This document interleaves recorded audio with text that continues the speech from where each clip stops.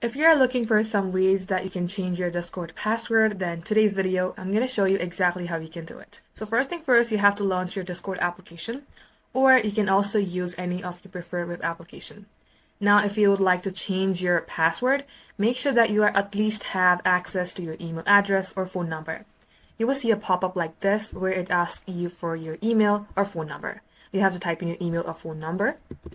In my case, I'm going to go ahead with my email address. Now let's go ahead and reset our password.